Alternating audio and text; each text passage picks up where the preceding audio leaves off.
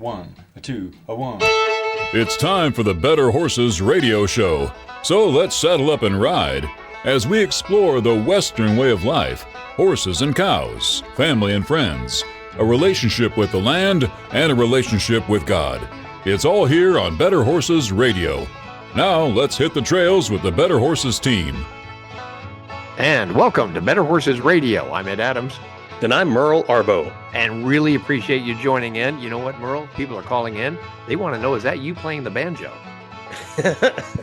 Well, you know, if you can't see me, I'm going to say yes. Okay, so there you go. So those who are complaining about that banjo segment, that's actually Merle. And we were really better. Yeah, you're getting better. Thank you for joining us.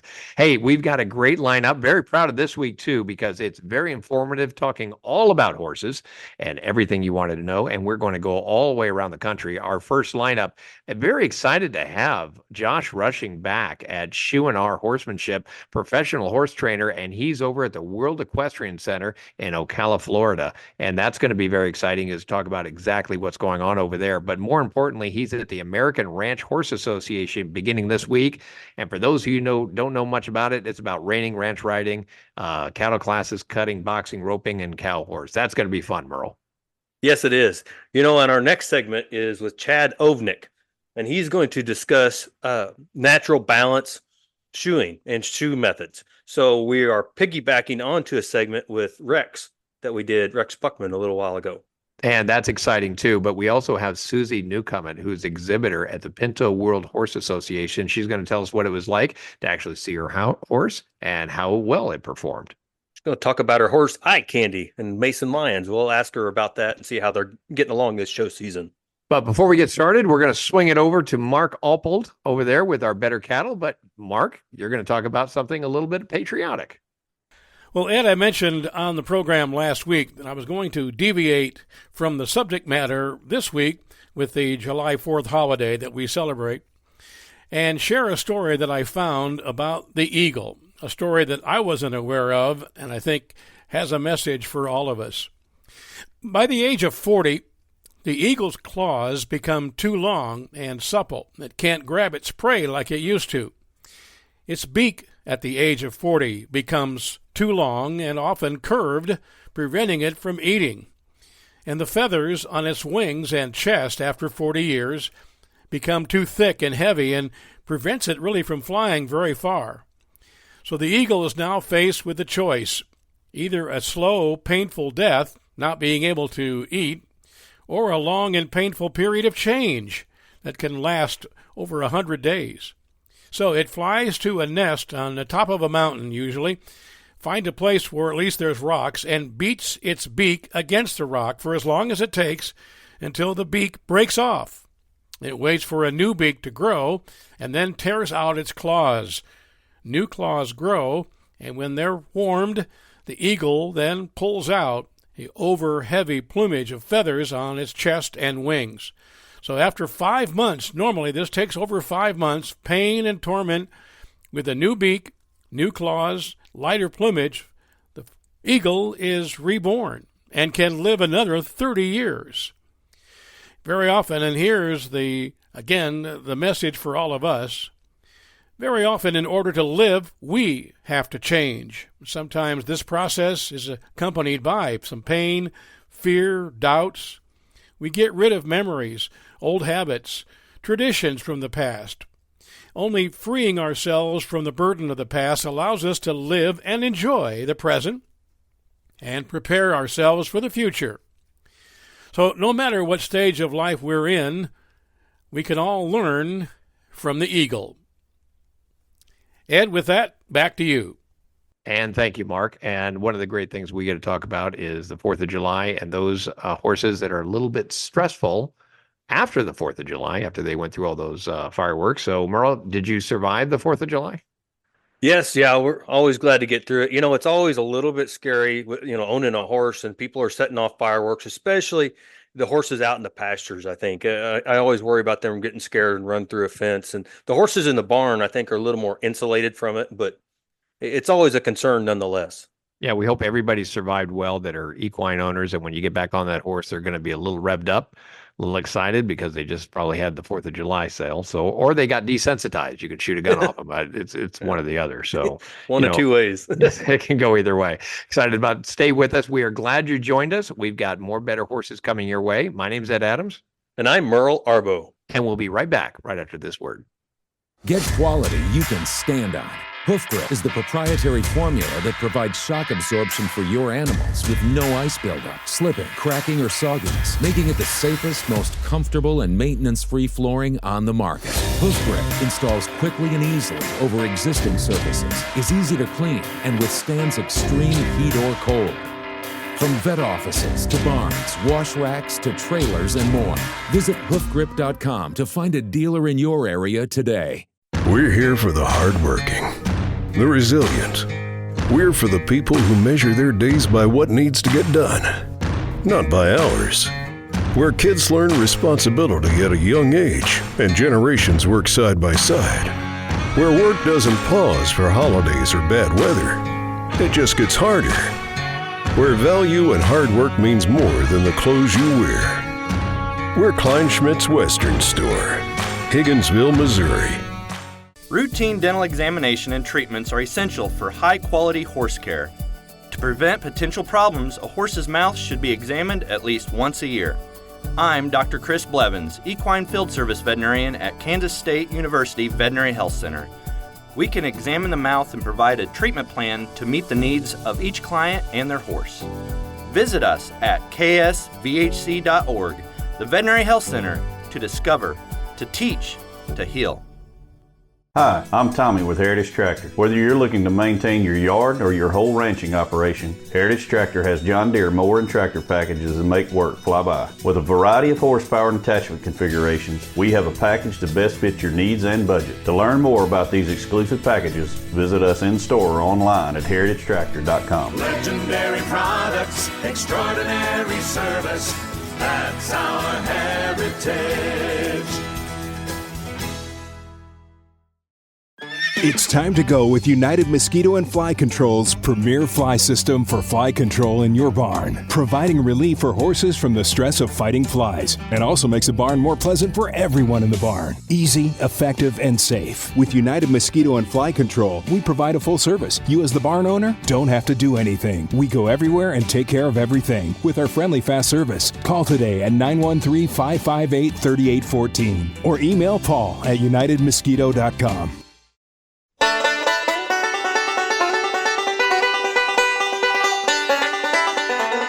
And welcome back to Better Horses. We are glad you joined us. And Merle, this is getting to be a pretty good little talk show. Well, my gosh, we're going to fake it till we make it, Ed. Okay. Excited to be talking to this next guy. We've got this segment being sponsored to you by John Deere dealers, Heritage Tractor. Heritage Tractor actually located in Kansas, Missouri, and Arkansas. To complete all your farm needs and construction needs, hit that farm and lawn and garden needs, hit Heritage Tractor, and it's actually a good place to go. Merle, I'm excited about our next guest. Yes. Our next guest is Joshua Rushing. Could say hello, Josh. Hey, guys. How are you? Josh, you've been a professional horse trainer at Shoe-n-R Horsemanship for a long time. You're a 4-time EXEA championship. You've been the American Ranch Horse Association World Championship. I mean, I could go on forever. 7-time top 3 EXEA Futurity finalist. You won Equifest. You've been at the UHCA. You've been to France. You've been to across the country. You've been to Australia. You've been around. That's right. And now, where are you right now? So right now we are sitting at WIC, or World Equestrian Center, in Ocala, Florida. And we're gearing up. The American Ranch Horse World Final starts here tomorrow. And so we just traveled down, got in yesterday. Horses are doing good. We're all doing good, and we're really excited to be here. Okay, we got to break this down. Now, the World Equestrian Center, people name that the WEC, located in Ocala, Florida. Now, this is got to be boasted as one of the most exciting places to be with climate-controlled indoor, outdoor equestrian sports facilities in the world. Yeah, it's 300 and some odd acres of the biggest horse complex you can imagine. I mean, if we did host the Olympics in the U.S., right, Equine Olympics, like they have every kind of footing, every kind of arena, every kind of outdoor, like you name it, they're developing this place to have any and all equestrian events and do it top notch. I mean, you don't even have to leave the place once you get here. So you pull in, it's kind of like almost like a compound, but you come in through the guard shack, and then, I mean, once you're in here, you never have to leave. They have a grocery store. There's 4 or 5 restaurants on the grounds, little general store, and the people here the employees are just top notch. They're there at every second to help you. Super friendly people, and one of our favorite places to go show so far by far. And when you say you don't have to go outside, to our listeners that haven't been there, it is literally every stadium is connected. So your horses literally are not walking outside.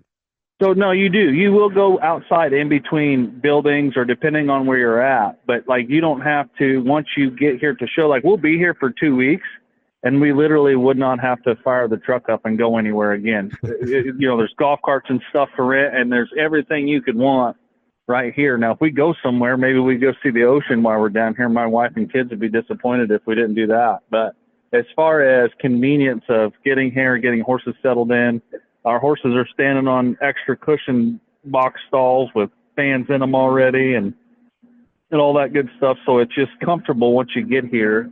It's just nice to be, like I said, you don't have to leave, and super convenient. You're talking about the American Ranch Horse Association beginning this week, and this, to everybody that hasn't attended this, we're talking reining, ranch riding, trails, more, everything that's packed into even cattle classes. Talk to us about what you're about to experience this week. Right. So because we have so many different events, that's one reason that this facility works good for American ranch horses, because they do have cattle classes, reining classes. And so the different footing, the different dirt, our trail class will actually be outdoors, which is nice. When you talk in terms of a real ranch horse, it's one reason that my family and I are attracted to associations like this. It's kind of taking it back to a real horse, right? We're riding horses that you could actually take out and use on a ranch somewhere. They know what grass looks like or terrain looks like. And so it's nice to be at a venue that has that kind of diversity.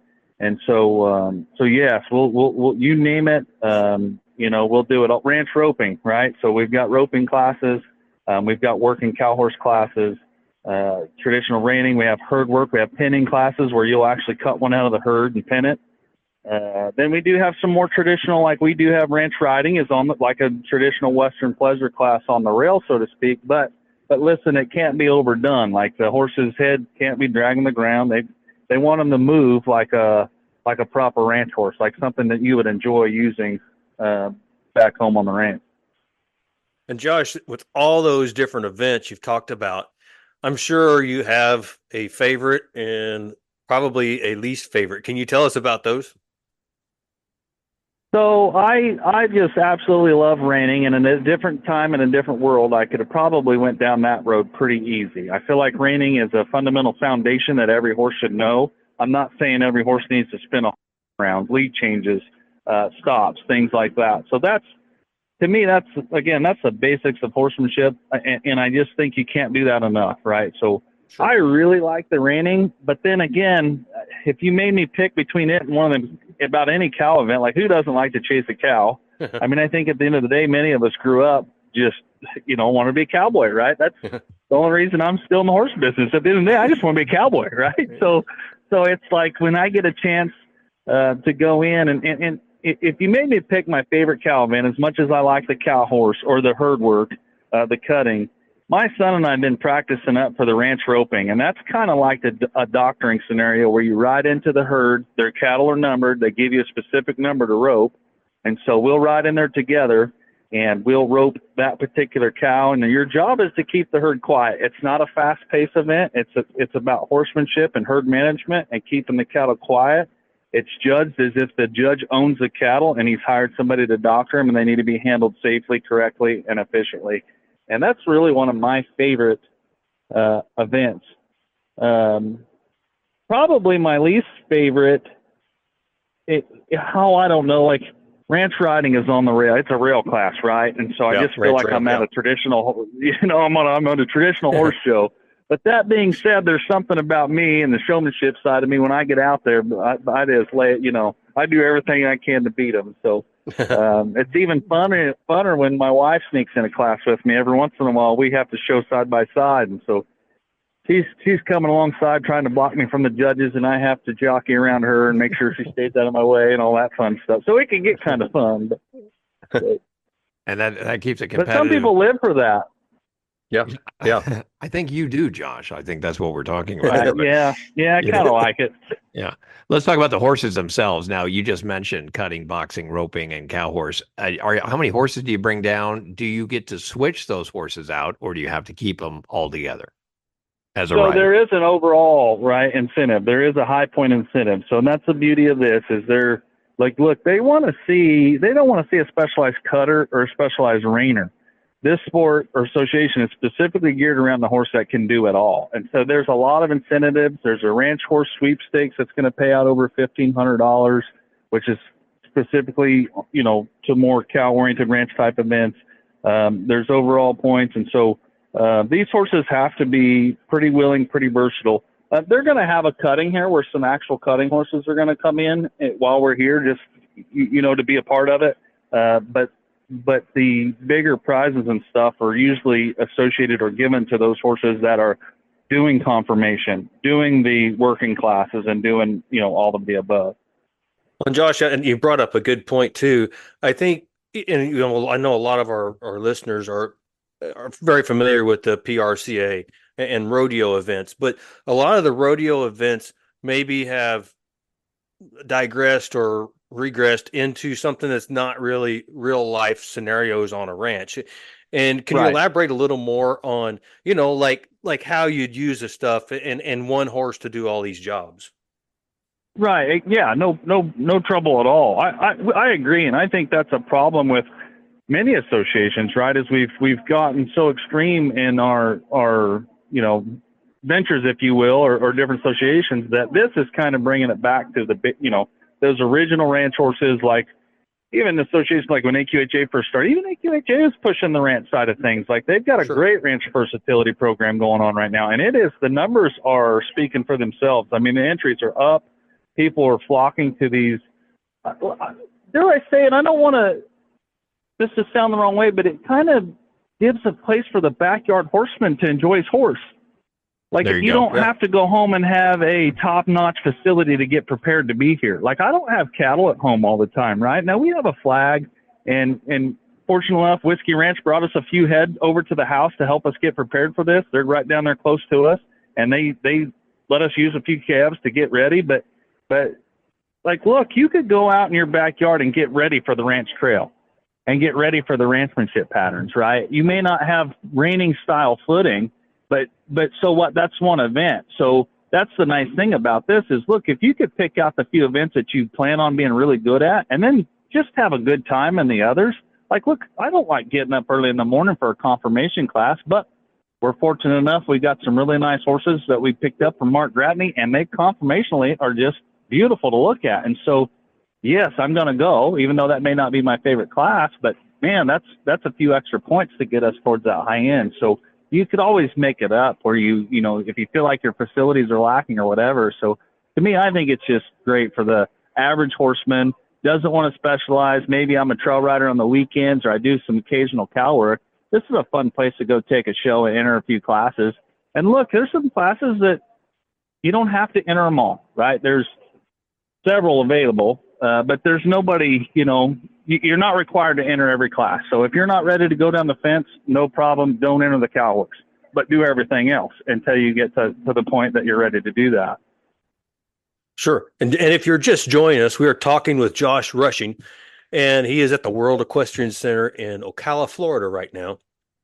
And Josh, I think you bring up a really good point. And I always think about when I'm judging the ranch events is you're not necessarily looking for the best athlete in that particular event. You're looking at the horse. If you're the boss, you're going to go saddle up the best one you got and ride it all day long. And I think that's right. That's, to me, where we get a little more of a usable horse than where we are. Hey, if somebody was interested in learning more about the ranch horse events and getting started in this, how would you tell them to get started, and what would you tell them to do? So look, we have a local club there around the Kansas City area, Missouri Ranch Horse Association, right? They're sanctioned by American Ranch Horse Association, and that's how we just showed up, right? And we didn't know anybody. We come from the cowboy racing side of things, and we were looking to go get into the ranch horse deal. And so they have 2 shows at St. Louis, and they have at the National Equestrian Center up there, and they have 2 shows at Carthage, Missouri. And Carthage is not very far from our house, so it's like, how do you not go, right? And so we just braved it up, showed up, and the people in the office were so friendly, so encouraging, and even though we felt like we were asking some of the dumbest questions, they were there every step of the way to help us out, and couldn't have been more encouraging. And now we're just a part of the family, right? They've sucked us in, and now we're hooked. But just go, and look, you could always, like, I have clients that come to my house and look, help me get prepared. I want to go to this show, and we get them set up and get their horse prepared. And it helps to have somebody to kind of coach you along and help you out in the classes and get you prepared. But it's not a priority. If it's not in your budget to have a full-time trainer, I just don't want people to be discouraged if they don't have, the trainer or the facilities they think they need to go anyways, because they're not going to be outclassed. It's really a wide open door for all kinds of different type of horsemen and horses. Professional horse trainer Josh Rushing at the Shoe-n-R Horsemanship right here in Kansas City, and just located just south. Joshua, we want to thank you for joining us at Better Horses. Good information, though. All the best of luck there at the World Equestrian Center and joining you at the American Ranch Horse Association. I'm sure you're going to have some great stories when you get back, and we got to have you back on the air. Oh, I can't wait. Looking forward to it. All right, everyone. All right, that was Joshua Rushing, and we got more Better Horses coming your way. Stay with us. I'm Ed Adams. And I'm Merle Arbo. And we'll be right back right after these messages.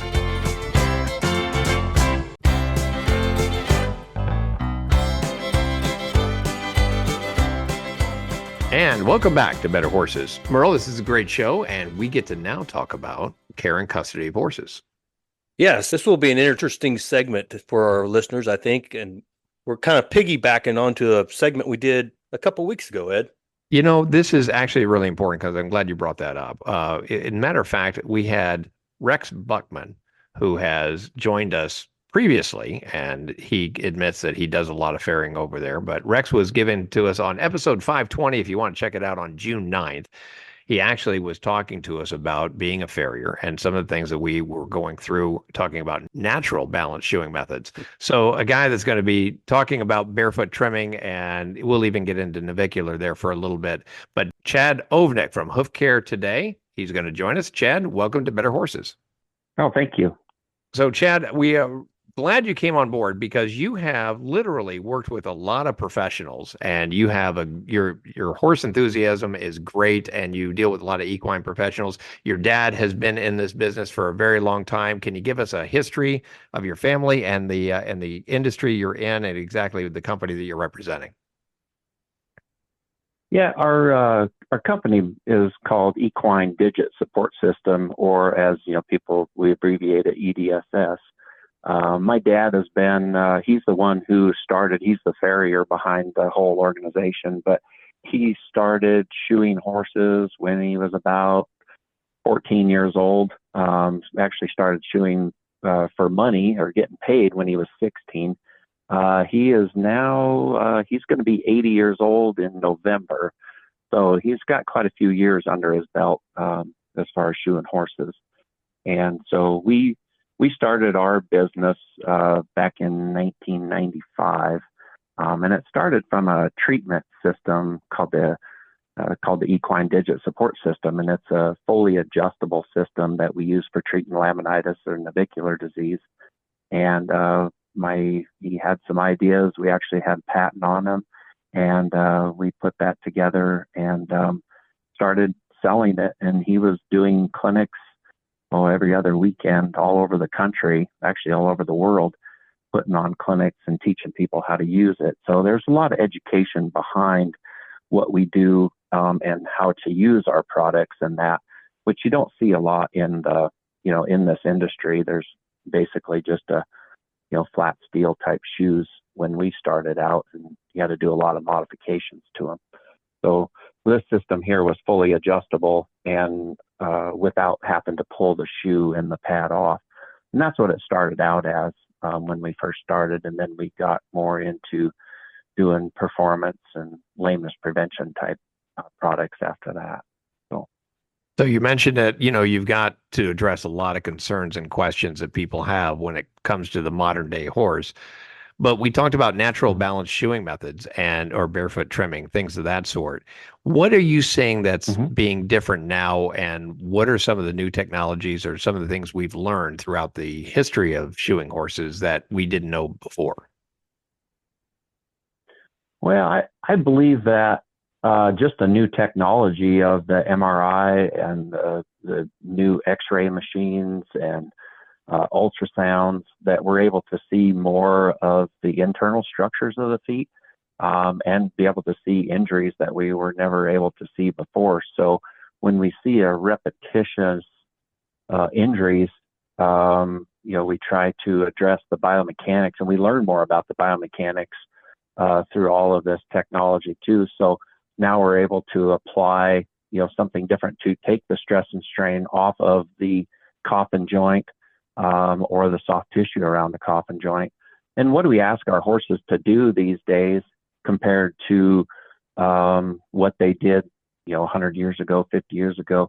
A lot of horses were, they're work animals, so they're asked to go in a straight line. What we ask our horses to do now in the performance world or any type of modality, we're riding them in arenas, we're riding them in circles, we're going fast, turning hard, pulling, heading, for rope horses, all of those, we're taxing that joint unbelievably amount.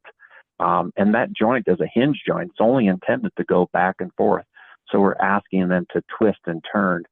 And what we've found through a lot of research and, observations and stuff that we've done over the years is that we put some leverage reduction into our shoes to help reduce the stress and strain off of that joint. So we address different modalities that horses do, whether they're team roping horses, jumping horses, race horses, everything. We kind of have a special way that we do that. The shoe is one part of it, but the trim and how you prepare the foot is the most important part. And that's where I know Rex has seen the important part, what he's learned how to prepare the foot. And then you can just make things that much better by what you do with the shoe or some type of application that you're going to put on there. And Chad, I know a lot of our listeners are very familiar with Natural Balance HoofCare and Natural Balance shoes, as it's been out a while, and your dad has been very instrumental in the success of it. But for those of our listeners out there that maybe aren't familiar with it, can you address some of the misconceptions of it, and then also maybe explain the difference between a regular shoe and a Natural Balance shoe?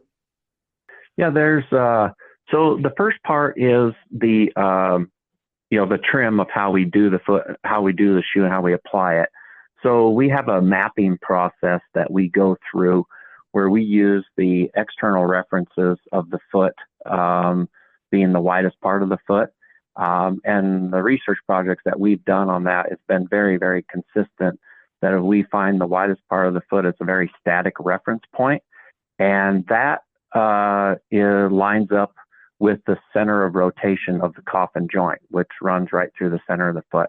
So when Rex was talking about, placing the shoe 50-50 or trimming the foot 50-50 around that, what he's talking about is lining that up with the center rotation of the joint. So that's the most optimal thing we do with that. So the trim, we have that procedure that we do. We find where the bone is at in the foot. Then that gives us an idea of what we're going to do with the shoe. The Natural Balance shoe, or there's a Center Fit shoe. There's some other shoes that we produced over the years, but the biggest thing with that is we have some reference points on that shoe that we line up with the widest part of the foot, which that helps set that shoe around that center rotation of the joint. So then what we've done also is the inner border of that shoe is slightly higher or raised, and it's rolled all the way around.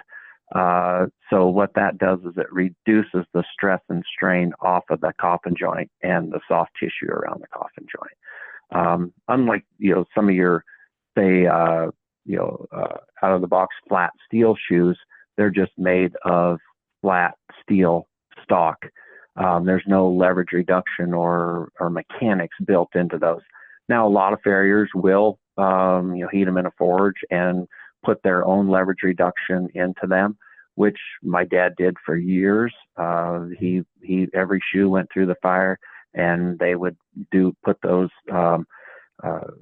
features in the shoe. And of course, as he was older, and he decided, well, we need to do something that we can pull out of a box and not have to do as many modifications to. You still have to shape it to the foot and all that, but it made life a lot easier where they didn't have to do as many modifications. And so that was the original Natural Balance shoe that we produced back in the early 90s. Hey, Chad, that's a really good information that we got here, and especially about the forging and how our modern day has given us a lot of options. So when you walk in, there's a lot of half-truths out there, or guys have some preconceived notions out there of how to trim a hoof and how to get a horse ready. What are you seeing now that you just doesn't apply anymore that everybody used to do? I think there's going to be a lot better information out there, over the years, just because there used to be a lot of gray area in how you would prepare a foot. People had learned from their grandfather, a lot of information handed down. And so you learn a lot by mistakes, and that's how you grow and learn. Well, I did that last time, that's not going to work again. What we've put together in our organization, the Equine Lameness Prevention Organization, is there's some actual guidelines and repeatable information that makes it very easy to teach and how to read the tissue, and it gives you a good solid protocol to follow as far as how to trim the foot. And that's definitely been the game changer with what we do with the trimming part of it. It's easy to teach, easy to understand, and it's repeatable. So that's the biggest thing. So it kind of takes the gray area out of hoof prep. There's always kind of a joke around, well, you can take 10 farriers and ask them how they would trim that foot, and you're going to get 10 different ways how to do it. Right. That's exactly right. We're talking to Chad Ovnicek over there at HoofCare Today. Hey, Chad, if they wanted to get a hold of you or get in touch with your company, what are the multiple ways we can contact you? You can do via email, which is chad@shopedss.com. Phone number here at the shop is 719-372-7463. You can also, our websites that we have directly to the EDSS products is EDSShoofcare.com, and to the information videos and instruction videos out there is HoofCareToday.com. Perfect. We appreciate it. Hey, Chad, one more question I think they had that we got called in here. Navicular horses and the shoeing method there. Is that something that's caused by improper shoeing, or do you think that's a natural thing going on? I believe it's from improper shoeing. So a horse is really, as far as the landing phase of how the horse travels, and Rex brought that up too, about having too long a toe where there's a delay in getting that foot off of the ground.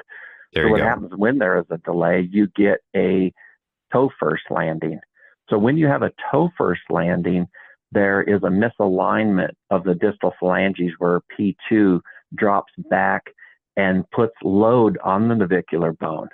And so as the navicular bone is loaded, there's tearing of the impar ligament, which attaches the navicular bone in underneath of the coffin bone, or P3. So when you have that toe first landing, there's an interruption, or there's a tearing of the impar ligament and an interruption of blood flow through the navicular bone. And that's where you start getting navicular syndrome, which is a pain in that area. So a heel first landing is where you have a very light heel first landing. It loads the frog, the digital cushion, and supports the navicular bone and holds P2 into the coffin joint. and then it aligns all of the distal phalanges so that the horse, as he comes over, brings the body over the foot, it's in the proper alignment to take full load, and you don't have the interruption or the tearing of the impart ligament. That's our theory behind where navicular syndrome starts. And you heard it here first, people. So this was great. Chad, thank you for joining us. I tell you what, we got to have you back because this is going to end up with a lot more discussions. And I think this was absolutely perfect. Appreciate you joining Better Horses. All right. I appreciate your time. Thank you. And we're talking about Chad Ovnicek over there at HoofCare Today. And, you know, Merle, for those who are listening to this segment, we were referring to our episode 520 that was out on June 9th. You can check that out on your podcast, where Rex Buckman actually wanted to talk about natural balance shoeing methods. Yes. Yeah. And you can get that where any of your podcasts can be found. We're now on YouTube and Spotify, any of your natural platforms that you go to your podcasts will be there waiting. And we got more Better Horses coming your way. Stay with us. I'm Ed Adams. And I'm Merle Arbo. And we'll be right back right after these messages. I'm Mark Oppold with an American Agriculture History Minute brought to you by AgroLiquid. Be sure your crop nutrition plan is ready to go this spring with Pro Germinator from AgroLiquid. Visit agroliquid.com.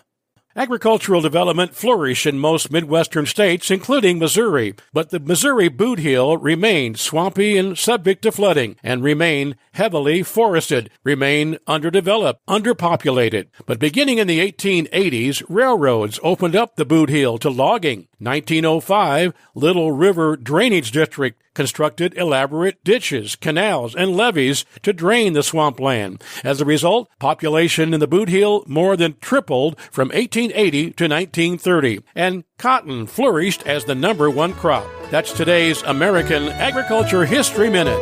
I'm Mark Oppold. Hi, I'm Dr. Dylan Luter, a specialist in equine performance medicine at the Kansas State University Veterinary Health Center.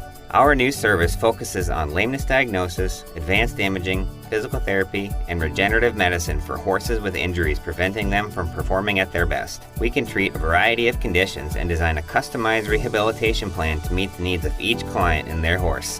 Visit us at ksvhc.org, the Veterinary Health Center, to discover, to teach, to heal. Hi, I'm Tommy with Heritage Tractor. Whether you're looking to maintain your yard or your whole ranching operation, Heritage Tractor has John Deere mower and tractor packages that make work fly by. With a variety of horsepower and attachment configurations, we have a package to best fit your needs and budget. To learn more about these exclusive packages, visit us in store or online at heritagetractor.com. Legendary products, extraordinary service.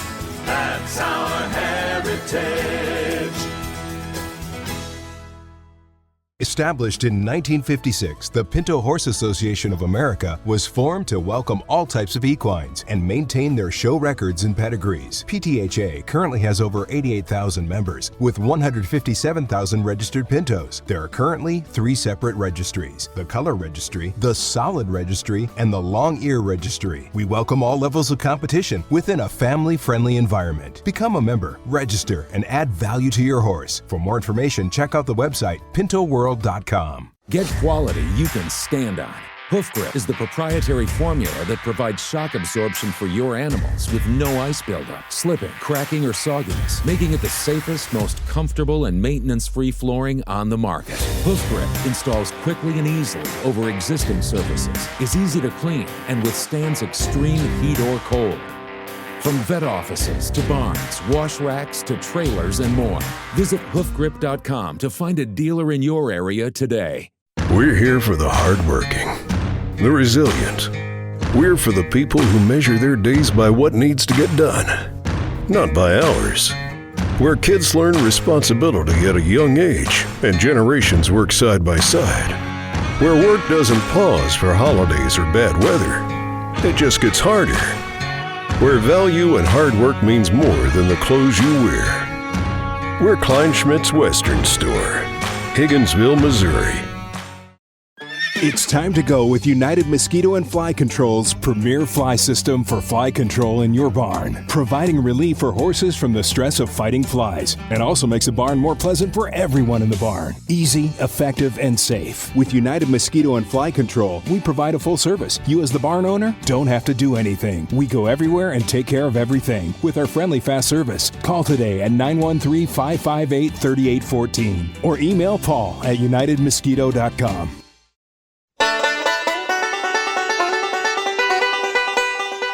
And welcome back to Better Horses. We appreciate you joining us. And in this segment, we are excited to bring you some professionals coming our way. But this segment is brought to you by Klein Smith's Western Wear, and they are located in Higginsville, Missouri. And they are family owned and operated. And Merle, you can browse this incredible inventory and check out all their collections. Hey, they even have animal mounts out there. Yeah, that's a really neat part of the store. You know, it's and with us today. You know, we just finished up with the Pinto World Championship, and what a great event that was coming on board. Professional horseman, we have Susie Newcomen here, and she's going to talk to us exactly how her experience was out there in Tulsa, Oklahoma. Susie, welcome to Better Horses. Oh, thank you very much. Good to be here. Susie, you've been there. How many days did you spend there in Tulsa, Oklahoma? Well, I personally wasn't there very long. I would say 2 or 3 days. I was just watching my guy go. And he did an incredibly good job. And you have been, well, congratulations on that job. Talk to us from an owner standpoint, from somebody who has ownership of a horse and then brings those over to the trainer, what it's like to actually own the horse and then outsource the riding conditions in which your horse was able to compete in. Oh, thank you very much for the congratulations. And it is expensive, just to put it in one word. It is really costs a lot of money to show. And I ran it myself for a while, and then I had a few teachers here and there, some of them pretty notable. And he is now with Mason Lyon, and he's the one who rode him in the show. And we got 3 world championships in that show in the 3 classes we were in. So that was quite something. I just, and you asked how I felt about it. I was nervous the whole time, just sitting there. Yeah, it continues to be that way. Susie, you've been in the business for a while as far as horse ownership. How did you get to this horse, and then how did you get it all the way to the Pinto World? I've been dealing with horses since I was 3, started taking lessons at about 6, and I went to one show, and I met the lady that owns Novelista. He was in Winter's Tale, a movie in 2014, and I'd gone to shows before then, but it was really quite a thrill to see him there. And so that kind of got me more reinforced in keeping going every year, which I did before I met her and after. And so here I am today. And after that show, I went to the paint world. And you mentioned a good topic here is talking about expensive. Let's talk about the economics about this. And so people that actually want to get into this side of it, kind of walk us through where you thought your biggest impact was as far as the finances go. That's a good question. It's all just expensive. The buying the horse is expensive. Paying for the training is expensive. But, you know, it's got to be, and it is worth it because I want everybody to see my beautiful horse. I'm quite proud of him. It's just something that you really have to have some money to do if anybody's looking to do it there, but it's worth it. Sure. And Susie, you've been at this a while. How many Pinto World shows have you been to? My horses have been to about 5. I've been to them since forever ago. I'm a lifetime member of the Pinto organization, and I love it. It's the best show, I think. It's the friendliest and kindest, and I just enjoy myself a whole lot there, spectating and having the horse in it. Oh, no, it's great. But I wanted our listeners to appreciate how much that show has grown. You know, I remember the old days when everybody used to show up in the, I think they call it the pavilion or whatever it was back then, and the old barns that they all knocked down. Can you tell us, you know, how much you've seen it change? Yeah, I was there during that time, and there was one year they had a windstorm going through, and one year they had flood going through, and one of my friends, I think it was, had her car float down the street there. But it really has changed, and it was just only, I think, at the pavilion, which is a nice place too. And then they knocked down the one. What was really interesting to me is they used to have a palomino up there in front of those old buildings. I really liked there, and I did my first cell phone call from there. I just thought it was incredible. I can talk to my dad from way back here. But it has changed quite a bit. So, Susie, talk about your trainer, Mason Lyons, and Lyons Performance Horses, which we're going to highlight in our next TV show. And your horse, talk about Eye Candy and how that horse has come along. He didn't start doing any jumping at all, so the physio plates could close in the knees, and until he was about 3 or so, he did very little, and it was still very low when he did that. And he's just come along, and we just are so proud of him. And Mason has done a great job with him, and I'm glad to have him working him. And he's been with him himself for about 2 or 3 years, maybe longer. Did you start with the intention of showing him in the jumping, or is that something that kind of worked up and progressed to, or how did that evolve? Yeah, I kind of started with him hoping that I would be able to ride, and because of health conditions right now, because of my back and such, I'm not able to ride right now. So he is, and I was wanting him for a hunter horse because that's what I've moved to from. I used to start with dressage, and then I went to cross country, and then I want to do hunter under saddle. And so I saw this horse. He looked good, and Mason had him. And by the way, he's got an M on the side of his neck in white. It's really cute. And so I bought him, and we just took it from there, started showing him, and in the hunters to exclusively pretty much. Hey, Merle, you've actually done this before. You've done training and you've gone to the shows and you actually rode the horses for the owners. From a business model, what are the advantages and disadvantages of that when you're training that horse for that environment? Sure. Well, I think the biggest advantage is you get a professionally trained horse that has no holes when you're done. It's hard sometimes to juggle, multiple people riding a horse. So to me, it's really important to have a horse that's trained. So every time you push that button, for the most part, it does what it's supposed to do. That being said, though, the animal still learns, even though it's an amateur or maybe a youth kid riding behind you, that, hey, I don't have to listen to this person on my back. This isn't the trainer. So I think for me, that the difference would be that they get a great trained animal that's been seasoned and shown that they're ready to step in and take it to the amateur level or the youth level or wherever they want to take it. And Susie, back to you. Where do you go from here, and what do you see in your future and the strategy you want to go forward with the horse and your horsemanship? I assume we're going to go ahead and continue. As I said, we've got the Paint World coming up. Oh, no, I'm sorry. We did that. And by the way, we got a world champion in that and a reserve. Nice. And Congrats. we're going to NSBA next, the National Snaffle Bit Show here in August in Tulsa. And I'm hoping, that's what I'm looking for, that he will do well in that too, and that he keeps on for a while. And then eventually I can get on him and go back to the hunting and jumping I did before as I get back in shape. I'm kind of rusty. That is excellent. Susie, we want to thank you for joining us. If you're just tuning in, welcome. Susie Newcomen from Norman, Oklahoma, participated in the Pinto World Championship, and she had a great horse along with a great trainer. Merle, I just can't tell you how much I appreciate talking to the exhibitors that have experienced something like that and encourage a lot of people to do it, whether you're owning the horse or whether you're riding the horse. It can go either way. Ed, that's exactly right. And one of the best things we hear from our listeners and our viewers on the television show is that we cover it all. It's not just the equine leaders. It's not the gurus. I mean, we're interviewing farriers. We're interviewing horse owners. We want to talk to you. If you got a good idea or like to be on the show, hey, send us an email or drop us a line. We'd love to hear from you. We appreciate it. We are a nationwide show. We appreciate all our radio listeners. But if you did miss it, we do have the encore coming up on our podcast. Just hit wherever you get your podcast, Better Horses, and you can see all of our shows and all of our episodes that we've been doing. I think we are on our 520th episode of Better Horses.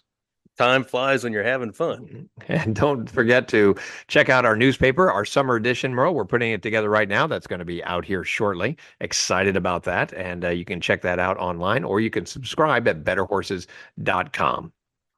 And as always, special thanks to our team behind the scenes, radio producer Brianna Johnson and TV producer Kelly Creech. And naturally, all our sponsors.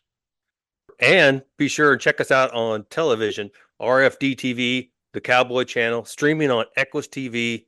Also, all the episodes are uploaded on YouTube. If you want to go back and peruse them on your lunch hour. We don't want you doing that at work. Peruse them. That's a good word. Peruse them, yeah. Can I use that one? Yeah, okay, that's good. You can borrow it. Okay. That wraps it up for this week. We want you to all to be good buckaroos and buckarettes. Mind your mom and dads. Be brave, but don't take any chances out there. Until next time, I'm Ed Adams. And I'm Merle Arbo. Happy trails, and always ride for the brand.